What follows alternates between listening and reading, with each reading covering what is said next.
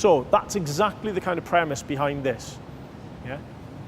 Why the colours? The purpose of today's session is to introduce some of the final year students to a particular psychological technique that can be used by athletes and coaches. We're talking about pre-performance routines. So the routines are there to allow athletes and coaches to understand the emotional and mental state that athletes need to be in order to perform at their best. Okay, so what are our initial thoughts, guys? What kind of things do we think we might be using this bit of kit for?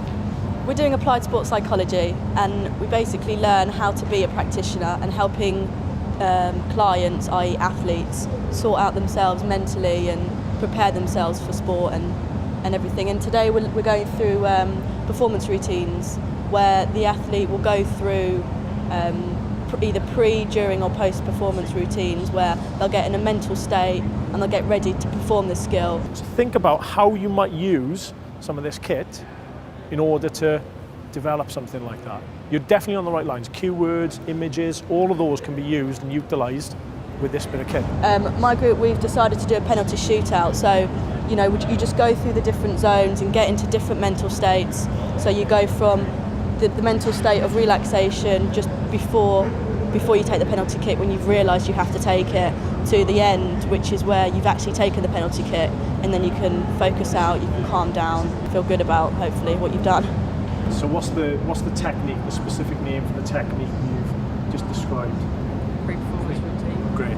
Okay, so we can relate that to some of the stuff. We try to allow the students as much as possible an opportunity to explore new ideas and map it onto their own initial perspectives of reality. So they have their own experiences, which we like to draw on to help them understand new and complex ideas.